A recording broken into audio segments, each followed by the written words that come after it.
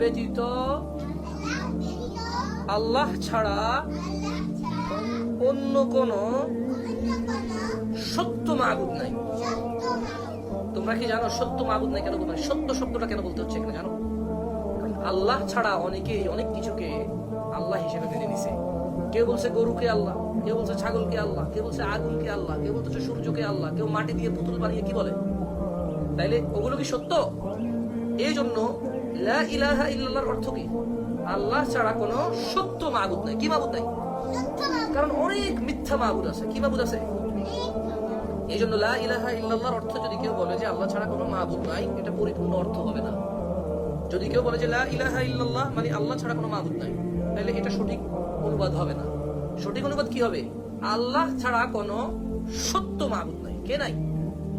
একসাথে বলো, আল্লাহ ছাড়া কোনো সত্য মাবুদ